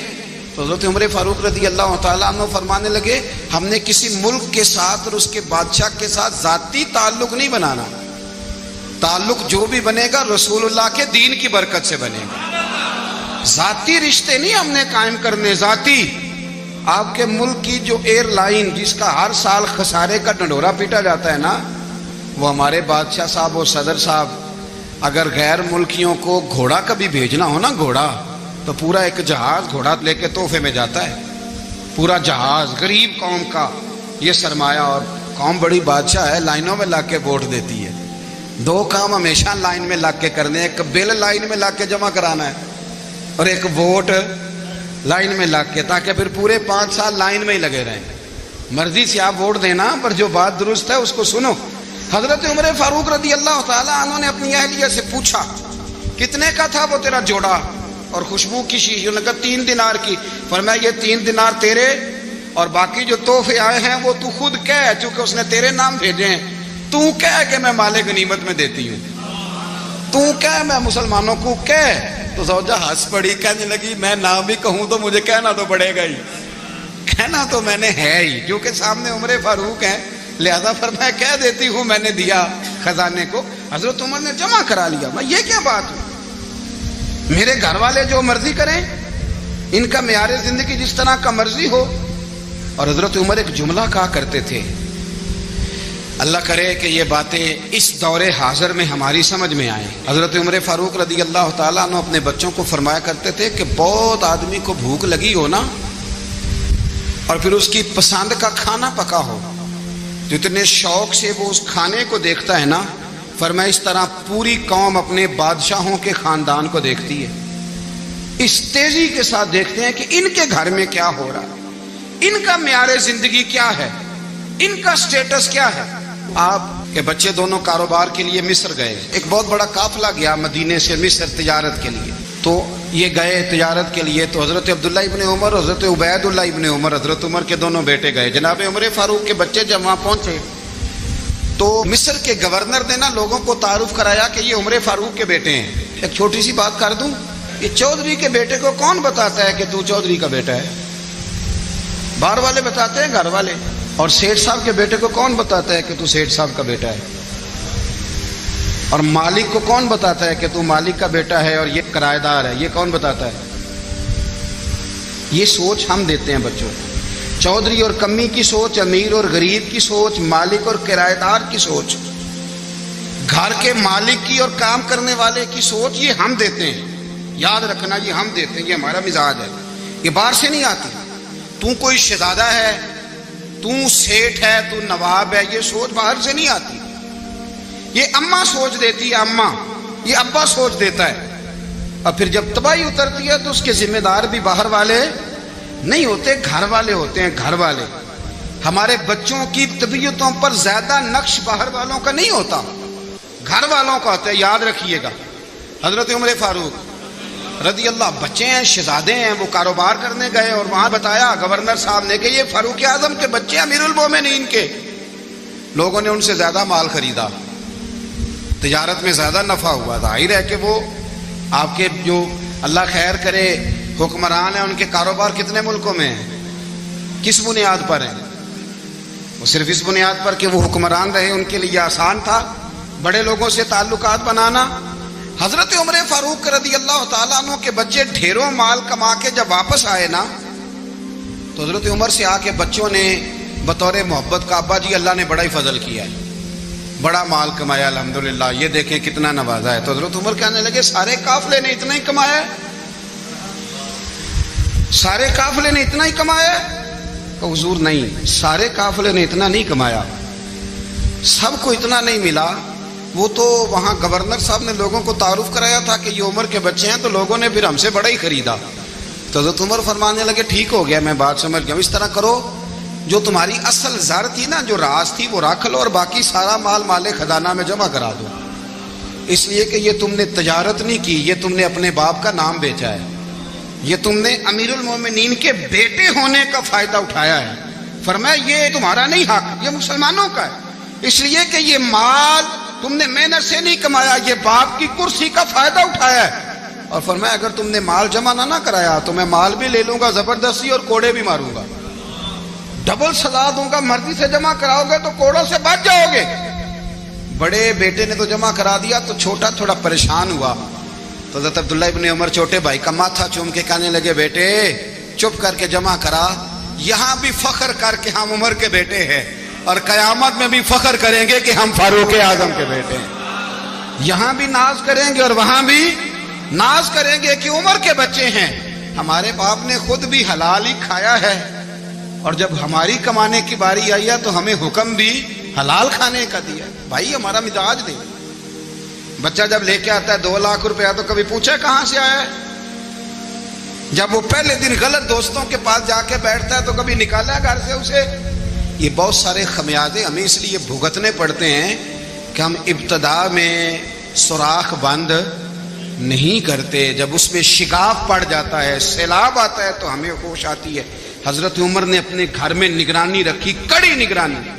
زیادہ نماز گھر میں پڑھتے تھے حضرت عمر، نفلی نمازیں زیادہ کیوں بلا؟ میرے اصحاب مجھے حکم دیتے تھے کہ فرض نماز کے علاوہ نمازیں گھر میں پڑھنا، بچوں کو عادت پڑے گی، ذوق پیدا ہوگا، ان کو پتہ چلے گا کہ ہمارے گھر میں 5 وقت کوئی اور کام بھی ہوتا ہے. بھائی یاد رکھیں کہ آپ نے اگر سجدہ کرنا ہے تو بچہ لیٹ جائے گا، اسے پتہ کوئی نہیں سجدہ کیا ہے. لیکن جب گھر میں کبھی قرآن ابا جی کھول لینا، میں اکثر کہتا ہوں جب ابا جی کا موڈ بن جائے نا لیکچر دینے کا، وہ گھر میں شروع ہو جاتے ہیں، کہتے ہیں آپ لوگ نماز نہیں پڑھتے اس لیے میرے کاروبار میں برکت کوئی نہیں، تم سویرے قرآن پاک نہیں کھولتے تو میں تباہ ہو گیا. تو میاں آپ نے کب گھر میں قرآن پاک کھولا تھا؟ آپ نے کب نماز پڑھی؟ آپ نے کب گھر کے اندر اللہ رسول کا ذکر کیا تھا؟ آپ نے کب حدیث چھیڑی؟ آپ نے بھی تو گھر کے اندر جب بھی آپ آئے ہیں تو آپ نے وہی کچھ کیا جو دنیا دار کرتے ہیں. آپ بھی تو اپنا موبائل لے کے الگ کونے میں بیٹھ گئے. آپ نے بھی تو کہا ہے کہ اب تمہارے چینل ختم، اب میری مرضی والا چلے گا. تو جو آپ نے کیا ہے بچے بھی وہی کام کریں گے. آپ نے بھی گپ شپ لگائی ہے تو وہ بھی لگا رہے ہیں. یہ سمجھ لیں جو کام آپ کریں گے آپ اپنے بچوں کی سیرت میں اس کا جلوہ دیکھ لیں گے. بڑی پکی سی بات ہے کہ آپ کو بچے کی عادتیں دیکھ کے سمجھ آ جائے گی کہ میں بھی یہی کرتا تھا اور یہ بھی. حضرت عمر فاروق رضی اللہ تعالیٰ عنہ وصال فرما گئے تو آپ کے وصال کے بعد حضرت عثمان غنی رضی اللہ تعالیٰ عنہ نے آپ کی ایک بیوہ سے نکاح کیا، حضرت عمر کی ایک بیوہ سے. جب وہ آپ کے نکاح میں آئی تو کہنے لگی حضرت عثمان غنی سے کہ حضور نہ تو میں خوبصورت ہوں اور نہ میں جوان ہوں، نہ آپ کی کوئی خدمت کر سکتی ہوں، میرے ساتھ نکاح کرنا سمجھ میں نہیں آیا. کیا شاندار جواب دیا حضرت عثمان غنی نے، کیا خوبصورت جواب دیا. فرمانے لگے میں نے اس لیے نکاح نہیں کیا کہ مجھے تمہارے حسن سے دلچسپی تھی یا تمہاری خدمت کی ضرورت تھی، میں نے تو اس لیے نکاح کیا ہے کہ مجھے بتاؤ عمر فاروق گھر کے اندر اپنے رب کی عبادت کس طرح کرتے تھے، وہ قرآن پاک کس طرح پڑھتے تھے، وہ رویا کیسے کرتے تھے، استغفار کا طریقہ کیا، کس وقت کس انداز میں وہ اپنے رب کو یاد کرتے تھے. اس لیے کہ عمر کئی دفعہ گھر سے آتا تھا تو میں اس کے چہرے پر نور دیکھا کرتا تھا، میں روشنی دیکھتا تھا، ایک معیار دیکھتا تھا. نکاح اس لیے کیا ہے کہ مجھے عمر کی جو گھر کے اندر کی عبادت ہے اس سے آگاہ کرو، تاکہ عثمان غنی بھی چاہتے ہیں اس طرح کے عمل کرو جس طرح کہ عمر فاروق کر کے گئے ہیں. بھائی جب تک ہم اپنے گھر میں وہ توجہ نہیں دیں گے، وہ مزاج دیکھیں نا، ہمارے گھروں میں جب نقشہ پاس ہوتا ہے تو ٹی وی لان بھی اس میں ہوتا ہے، ڈرائنگ روم بھی ہوتا ہے، نماز کی جگہ بھی ہوتی ہے نقشے میں. صحابہ جب گھر بناتے تھے تو ایک مسجد بیت کا نقشہ پاس کرتے تھے، ذہن میں رکھتے تھے کہ یہ کونا نماز کے لیے، وہاں جوتے لے کے کوئی نہیں جائے گا، وہاں نماز پڑھی جاتی تھی، عورتیں وہاں اعتکاف کرتی تھی. ٹی وی لان تو آ گیا ہے اور گھر کے اندر ٹی وی رکھنے کے لیے تو ایک کمرہ الگ سے بنا دیا گیا ہے، اور اب جو نئے نقشے پاس ہو رہے ہیں اس کے اندر گھروں کے اندر جگہ بنائی گئی ہے جہاں کمپیوٹر رکھے جائیں اور بچوں کے لیے وائرنگ ہوگی نیچے تاکہ انہیں کوئی مشکل درپیش نہ ہو. یہ ساری چیزیں ہم نے نہانے کے لیے گھروں کے اندر اتنے بڑے واش روم بنائے ہیں کہ لگتا یہ ہے کہ سوائے نہانے کے اور کام ہی نہیں کوئی گھر میں ہوگا. ہر چیز آ گئی، پر اللہ کرے کوئی تفسیر بھی ٹیبل پہ پڑی نظر آئے، کوئی حدیث کی کتاب بھی ٹیبل پہ پڑی نظر آئے. اللہ کرے کہ جس طرح ابا لطیفہ سن کے آتا ہے تو جب تک سنا نہ لے اسے ہضم نہیں ہوتا. اللہ کرے کہ وہ جمعے میں بیان سن کے جائے تو اس کا بھی دل کرے میں اپنے بچوں کو سناؤں. وہ نبی پاک کی کوئی حدیث کہیں سے سنے تو گھر جا کے سنائے. جب تک یہ معیار نہیں بنتا آپ کیسے توقع کرتے ہیں کہ گھر کے اندر اللہ کی رحمتیں نازل ہوں گی؟ آپ یہ کیسے توقع کرتے ہیں کہ گھر کے اندر وہ معیار اور وہ مزاج بنے گا؟ حضرت عمر فاروق نے ذاتی زندگی پر جو توجہ دی، گھر والوں کے معیار پر جو توجہ دی حضرت عمر فاروق رضی اللہ تعالیٰ عنہ نے، وہ بھی بڑی دیدنی ہے. حضرت ابو موسیٰ اشعری کو نا آپ نے وزیر خزانہ بنایا تھا، تو حضرت ابو موسیٰ اشعری کہتے ہیں کہ حضرت عمر کو شیخ خزانے میں رہنے تو دیتے نہیں تھے. تو ایک دن نا میں صفائی کر رہا تھا اس کمرے کی جس میں خزانہ رہتا تھا. ہمارے تو ملک میں جو جاتا ہے وہ صفائی کر کے ہی جاتا ہے، اللہ خیر کرے. اور خیر معیار بدلتا ہے. جو پچھلی حکومت ہوتی ہے وہ قرضہ اٹھاتی ہے، وہ باہر سے جاتی ہے تو قرضہ لے کے آتی ہے، اور جو نہیں آتی ہے وہ کہتی ہے ہمیں پیکج مل گیا ہے. وہ قرضہ نہیں اٹھاتے، ان کو کیا ملتا ہے؟ یعنی پچھلی نے قرضہ لیا تھا اور ہم نے، واہ جی واہ کیا خوبصورت انداز ہے. اس کا نام بدل کے نا، انہوں نے قرضہ لیا تھا اور ہم نے، میں کہا بڑے شاندار سیانے بندے ہو گئی. حضرت سیدنا ابو موسیٰ اشعری کہتے ہیں کہ میں نے نا مال غنیمت کی صفائی کی تو 1 دینار مجھے نا کہیں پڑا ہوا مل گیا، تو فرماتے ہمیں اجازت ہوتی تھی کہ 1 دینار ہم اپنی مرضی سے کہیں خرچ کر سکتے تھے۔ اگر آپ ناراض نہ ہوں تو ہمارے ہاں جب چیئرمین صاحب، ناظم صاحب ٹھیکے دیتے ہیں تو ٹھیکیدار ان کا چھوٹا بھائی ہوتا ہے یا چچا کا بیٹا ہوتا ہے یا خالہ کا بیٹا ہوتا ہے، وہ خود ناظم ہوتے ہیں اور ان کا چھوٹا بھائی ٹھیکیدار ہوتا ہے، یعنی وہ نا سارا کچھ گھر کے اندر ہی رہتا ہے، گھر کے اندر ایک پیسہ دیتا ہے، دوسرا واپس اس کو واپس کر دیتا ہے، گھر کے اندر ہی۔ اب تو خیر ہمارے لوگ سمجھدار ہو گئے، ایک بندہ ایک سیاسی جماعت میں ہوتا ہے، دوسرا دوسری میں، اور تیسرا جس کی بھی حکومت آئی حکومت تو ہماری رہے گی نا، ایک بندہ تو ہے نا اس جماعت۔ یہ اچھا لوگوں نے ایک طریقہ نکالا ہے۔ تو حضرت عمر کے بیٹا گزر رہا تھا تو حضرت ابو موسیٰ اشعری کہتے ہیں میں نے صفائی کی تو 1 دینار نکلا، تو میں نے وہ 1 دینار نا حضرت عمر کے بیٹے کو دے دیا۔ میں نے کہا لو بیٹا اپنے چچا کی طرف سے تحفہ۔ تو گھر جا کے انہوں نے حضرت عمر کو بتایا کہ چچا نے پیسے دیے ہیں، چھوٹے بچے تھے۔ حضرت عمر نے حضرت ابو موسیٰ اشعری کو بلا لیا اور بلا کے فرمانے لگے میں تو تمہیں اپنا دوست جانتا تھا اور تو نے میری اولاد کو ہی دنیا دار بنانا شروع کر دیا، میرے بچوں کو ہی تم نے دنیا دار پیسوں پہ لگانا شروع کر دیا، میں تو تمہیں یار سمجھتا تھا۔ فرمایا تمہیں چاہیے تھا میرے بیٹے کو نصیحت کرتے کہ بیٹا پیسوں سے رب راضی نہیں ہوتا، اس کی رضا والے کام کیے جائیں تو رب راضی ہوتا ہے۔ اور فرمایا تمہیں کوئی اور گھر نہیں ملا تھا تباہ کرنے کے لیے، میرا ہی گھر ملا تھا، اٹھاؤ اپنا دینار اور خبردار آج کے بعد میرے بچوں کے ساتھ یہ والی نیکی نہ کرنا۔ اور ہمارا کیا سٹیٹس ہے، دوستی ہے اس سے جو تحفے زیادہ دے، جو بچوں کو خراب کرنے میں مدد زیادہ کرے اس کے ساتھ گرانا۔ حضرت عمر نے گھر پہ اور سب سے بڑھ کر اپنی ذات پہ توجہ کی۔ حضرت ابو مالک رضی اللہ تعالیٰ عنہ کہتے ہیں میں عمر کے پیچھے پیچھے ایک باغ میں گیا، اکثر اس باغ میں جایا کرتے تھے، اور عمر جا کے نا تو درخت کے نیچے بیٹھ گئے اور فرمانے لگے او امیر المومنین اللہ سے ڈر جا، ورنہ جس رب نے حکومت دی ہے وہ عذاب بھی بڑا دے گا، ڈر جا رب سے۔ کبھی ساری زندگی حضرت عمر نے اپنا کوئی تعارف نہیں کرایا، کبھی نہیں۔ ایک بندے نے آپ کے سامنے تعریف کر دی آپ کی تو فرمانے لگے تو خود بھی ہلاک ہوا اور مجھے بھی ہلاک کر دیا، کیا ضرورت پڑی ہے میری تعریفیں کرنے کی، اتنی دیر میری تعریف میں لگائی، اللہ کا ذکر کرتا رب تجھے ثواب دیتا، حضور پہ درود پڑھتا تو رب تیرے اوپر رحمتیں نازل کرتا، کس چکر میں ہے؟ آج جتنا اچھی کوئی خوشامد کرے اتنی اچھی وزارت ملتی ہے، جتنی اچھی اس کو جو ہے وہ چاپلوسی کرنی آیا درجہ بھی اسے اتنا ہی اچھا ملتا ہے۔ حضرت عمر فاروق رضی اللہ تعالیٰ عنہ آپ کے بیٹے کہتے ہیں، صاحب فتوح الشام نے لکھا ہے، آپ کے صاحبزادے کہتے ہیں میں نکلا تو میرے ابا جی نا اپنی پشت پر مشکیزہ رکھ کے کنویں سے پانی بھر کے آ رہے، میں دوڑ کے آگے گیا، میں نے کہا ابا جی مجھے دے دے۔ فرمانے لگے بیٹا تیرا کیا خیال ہے، کوئی اور نہیں تھا مشکیزہ بھر کے لانے کے لیے، تیرا کیا خیال ہے؟ کہا ابا جی بڑے لوگ تھے پر آپ کیوں اٹھا رہے ہیں؟ فرمانے لگے نفس نا ذرا میرا بڑا ہو گیا تھا، اسے ذرا ذلیل کر رہا ہوں، ذرا اپنا محاسبہ کر رہا ہوں، یہ مجھے کہہ رہا تھا تو بڑی چیز ہے، تو میں نا ابھی مشکیزہ گھر رکھ کے آؤں گا، پھر تیری ماں نے مجھے کہا ہے کہ گھر میں لکڑیاں کوئی نہیں جلانے کے لیے، پھر میں جنگل سے لکڑیاں کاٹ کے لاؤں گا، امیر المومنین بن کے نا تو میرا نفس تھوڑا بڑا ہو گیا۔ اب یقین کریں ہمارا آزما خراب ہو جاتا ہے جب تک ہمارا تعارف صحیح نہ ہو، ہمارا تعارف ٹھیک نہ ہو، میں یہ ہوتا ہوں میں وہ ہوتا ہوں، چھوڑ مٹی دیں تے مٹی رہنا ہی، مٹی دیں تے مٹی دیں تے مٹی رہنا ہی، ایویں کادی بلے بلے اج مٹی دے اتے بندیا تے کل مٹی دے تھلے، مٹی دیں تے مٹی رہنا ہی، کادی بلے، مجھے پوچھ لو مجھے جان لو میرا نام لے لو، میں بھی آیا ہوں، میں بھی ہوتا ہوں، میرا بھی یہ تذکرہ ہے۔ جس کو اپنا تعارف کرانا پڑ گیا اس سے بھی زیادہ کمزور کوئی ہے، فوٹو میں دکھاتا پھرتا ہے فلانے کے ساتھ فوٹو فلانے، تو کمزور بندے یہ کام کر۔ حضرت عمر فاروق اللہ اکبر، حضرت عمر جیسا بندہ 24 لاکھ مربع میل کا حکمران، اور شاہ روم کو خط لکھ کے کہتا ہے میں منت نہیں کرتا میں حکم دیتا ہوں، اتنا تگڑا بندہ۔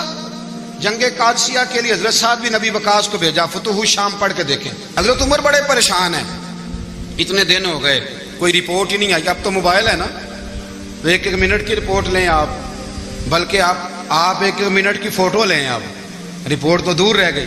حضرت عمر فاروق رضی اللہ تعالیٰ عنہ بڑے پریشان ہیں کہ قادسیہ میں حضرت سعد بن ابی وقاص کے ساتھ لوگ جہاد کرنے گئے، رپورٹ کوئی نہیں آ رہی، اتنے پریشان تھے کہ باہر نکل کے نا اس رستے پہ بیٹھ جاتے جو رستہ قادسیہ کی طرف سے آتا تھا.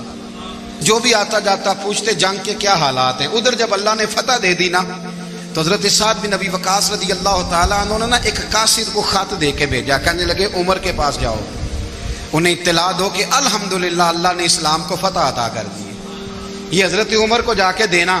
وہ بڑے پریشان ہوں گے. وہ جو اس زمانے میں اس طرح ہوتا تھا کہ کئی دور دور سے صحابہ جو دوسرے شہروں کے ملکوں کے رہنے والے ہوتے تھے وہ بھی آ کے شامل ہو جاتے تھے جہاد میں. کوئی ایک دفعہ مدینے آیا, کوئی 2 دفعہ آیا, پھر اپنے اپنے علاقوں میں. بہت سارے لوگوں نے زیادہ دفعہ حضرت عمر کو دیکھا بھی نہیں تھا. وہ جو قاصد خط لے کے آیا تھا نا اس نے 1 دفعہ دیکھا تھا. حضرت عمر بوڑھے ہو گئے, وہ پہچانتا نہیں تھا. ادھر سے وہ خط لے کے آ گیا. حضرت عمر مدینے سے باہر نکل کے اس روڈ پہ بیٹھے تھے جو قادسیہ سے آتا تھا. جب وہ اس آدمی کو آتے دیکھا تو حضرت عمر اٹھ کے کھڑے ہو گئے, فرمانے لگے قادسیہ سے آ رہے ہو؟ وہ کیا کہتا ہے؟ پھٹے پرانے کپڑے, ٹوٹے ہوئے جوتے, سر پہ پرانی پگڑی. کہنے لگے غلام مدینے کے رہنے والے ہو؟ حضرت عمر کہنے لگے ہاں مدینے کا ہوں. کہا میں قادسیہ سے آیا ہوں, الحمدللہ اللہ نے اسلام کو فتح دے دی ہے, الحمدللہ کفر کی کمر ٹوٹ گئی ہے. اس نے یہ بات کر کے تو گھوڑے کو ایڑی لگائی, گھوڑا دوڑنے لگا مدینے کے. حضرت عمر بھی ساتھ ساتھ دوڑ رہے ہیں. فرمانے لگے اچھا بتاؤ خالد بن ولید کا کیا حال ہے؟ تھوڑا آگے جا کے فرمانے لگے اسامہ بن زید کیسے ہے؟ وہ کہتے ہیں ٹھیک ہے. پھر اس نے اور گھوڑا, عمر ساتھ ساتھ دوڑ رہے ہیں, ساتھ ساتھ. 24 لاکھ مربع میل کا حکمران, ایک جوتا پیر سے نکل گیا, عمر دوڑ رہے ہیں. آگے جا کے پوچھتے ہیں سعد بن ابی وقاص کا کیا حال ہے؟ کہ حضور وہ بھی ٹھیک ہے. کتنے لوگ میرے شہید ہو گئے مسلمانوں میں سے؟ کہنے لگا صحیح گنتی کا نہیں پتا, یہ لفظ ادا ہوتے ہوتے مدینے کی سرحد آ گئی. لوگوں نے عمر کو گھوڑے کے ساتھ دوڑتے دیکھا تو کہا امیر المومنین کیوں دوڑ رہے ہیں؟ وہ غلام چھلانگ لگا کے نیچے آیا, قدموں میں بیٹھ گیا. کہنے لگا حضور آپ نے بتایا ہی نہیں آپ امیر المومنین ہیں. آپ فرمانے لگے کیا بتاتا؟ میں تو اونٹ چرانے والے کا پتر ہوں, کیا بتاتا؟ وہ عمر ہوں جس نے اپنے گناہوں کا حساب دینا ہے. کیا بتاتا؟ جو سعد بن ابی وقاص کو جہاد پہ بھیج کے خود بزدلوں کی طرح گھر میں بیٹھا ہے. کیا بتاتا؟ کوئی حیثیت نہیں, کوئی تار. تو نے اچھا کیا, تو مجاہد تھا, مجھے ساتھ ساتھ دوڑایا, تو نے اچھا کیا. جتنے لوگ تھے چیخے مار کے رونے لگے. حضرت فاروق اعظم سے کہنے لگے عمر جب تک تیرے جلوے رہیں گے اللہ کامیابیاں ہی عطا فرمائے گا, جب تک تیرا رنگ رہے گا اللہ تعالیٰ نوازتا ہی رہے گا. کچھ نہیں کبھی اپنا آپ ظاہر ہی نہیں کیا. بہت بڑے تھے, بہت بڑے تھے حضرت عمر, بڑے تھے. حضرت ابو رافع غلام تھے, قرآن پاک بڑا سونا پڑھتے تھے. حضرت عمر جب بھی انہیں ملتے کہتے ابو رافع تو عمر سے اچھا ہے, قرآن بڑا شاندار پڑھتا ہے. تو وہ کہتے حضور اگر میں قرآن صحیح پڑھتا ہوں تو آپ کو قرآن کی تشریح زیادہ صحیح آتی, آپ بھی تو مجھ سے افضل ہیں. تو آپ فرماتے نہیں پھر بھی تو مجھ سے افضل ہے. کیوں؟ اس لیے کہ تو اپنے آقا کی نوکری بھی ٹھیک کرتا ہے اور رب کی عبادت بھی ٹھیک کرتا ہے, اور مجھے خالص صرف عبادت کرنی ہوتی ہے, وہ بھی ٹھیک نہیں کر پاتا. ساری زندگی اپنا محاسبہ, ساری زندگی اپنے گریبان میں دیکھا, ساری زندگی اپنے آپ کو پرکھا, اپنے آپ کو ٹٹولا. 62 سال عمر بیت گئی. حضرت حذیفہ بن یمان ایک صحابی تھے, میرے نبی کریم علیہ السلام نا ان سے راز کی باتیں کرتے تھے. ہر بندے کا ہاضمہ ٹھیک نہیں ہوتا, سب سے راز کی بات نہیں کرنی چاہیے. حضرت حذیفہ بن یمان کہتے ہیں حضور راز کی باتیں بتاتے. مدینہ منورہ میں جو منافقین تھے ان کی لسٹ بھی نبی پاک نے حضرت حذیفہ بن یمان کو دی تھی. جب کوئی مشکوک آدمی مر جاتا نا تو صحابہ کہتے ہیں ہم دیکھتے اگر حضرت حذیفہ نے جنازہ پڑھا ہے تو ہم بھی جنازہ پڑھ لیتے. نبی پاک نے بھی کچھ جنازے نہیں پڑھے. ترمذی میں ہے, فرمایا عثمان سے جو بغض رکھے اس کا جنازہ نہیں پڑھیں گے. حضرت حذیفہ بن یمان اگر جنازہ پڑھتے تو لوگ پڑھتے, وہ نہ پڑھتے تو لوگ جنازہ نہ پڑھتے. حضرت حذیفہ بن یمان کہتے ہیں جناب عمر فاروق کی خلافت کے آخری ایام تھے, کچھ دنوں کے بعد وہ شہید ہو گئے.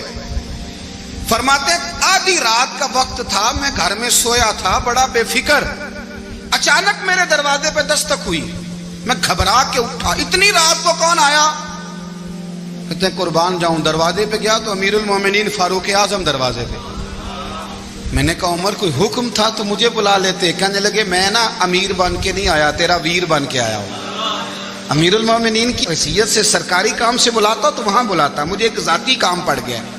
کہتے ہیں میں نے عمر کو گھر کی اندر بلا کے چارپائی پہ بٹھایا، میں نے کہا حضور میں غریب آدمی میں کیا آپ کے کام آ سکتا ہوں؟ تو کہتے ہیں انہوں نے نا مجھے ساتھ بٹھا لیا، پھر میرا ہاتھ پکڑ لیا، کہنے لگے تو عمر کو جانتا ہے؟ عمر جھوٹ نہیں بولتا۔ تو جانتا ہے؟ عمر وعدوں کا پکا ہے۔ کہا حضور جانتا ہوں۔ کہا میں اس وقت آیا ہوں جب دیکھ بھی کوئی نہیں رہا۔ حضرت حذیفہ بن یمان کہتے ہیں پریشان ہو گیا، حضور پہلیاں نہ بجھوائے، مہربانی کریں بتائیں کدھر آئے ہیں؟ تو حضرت عمر فاروق فرمانے لگے 62 سال کا ہو گیا ہوں، 63 میں چل رہا ہے، داڑھی سفید ہو گئی ہے، پھل پک گیا، اٹھ فریدہ ستیا، داڑھی آ گئی پور، اگا نیڑے آ گئی، پیچھا رہ گئی دور، اپنا اب قبر اشر کا معاملہ صاف نظر آنے لگا ہے۔ کہا حضور مجھ سے کیا چاہتے ہیں؟ حضرت عمر رو پڑے، کہنے لگے آج میں عشاء کے بعد نکلا ہوں تو نبی پاک کے صحابہ مجھے نیک کہہ رہے تھے، پھر میں نے بچوں کی ماں سے اور بچوں سے بھی پوچھا ہے، وہ بھی مجھ سے راضی ہیں، پر حذیفہ تیرے ساتھ نبی پاک راز کی باتیں کرتے تھے، سچ بتا کہیں عمر کا نام منافقوں میں شامل تو نہیں؟ سچ بتا ان منافقین میں تو شامل نہیں، کہیں اوپر سے تو نہیں سارا کچھ؟ حضرت حذیفہ بن یمان کہتے ہیں میں باپ کے مرنے پہ اتنا نہیں رویا جتنا عمر کے سوال پہ رویا۔ میں قدموں میں بیٹھ گیا، میں نے کہا نہیں عمر یہ تو میں نے نہیں سنا، لیکن یہ میں نے نبی پاک سے ضرور سنا ہے کہ میرے بعد اگر کوئی نبی ہوتا تو عمر ابن خطاب ہوتا۔ یہ میں نے اپنے کانوں سے سنا ہے کہ عمر جس گلی سے گزرے شیطان رستہ بدل جاتا ہے۔ یہ میں نے اپنے کانوں سے سنا ہے کہ 950 سال حضرت جبریل جناب عمر کی شان بیان کریں تو پھر بھی بیان نہیں ہو سکتا، یہ میں نے ضرور سنا۔ دوستو ساری زندگی حضرت عمر نے اگر دوسروں کا محاسبہ کیا تو اپنا اور اپنے بچوں کا بھی کڑا خیال رکھا، اپنی ذات پر بڑی توجہ دی۔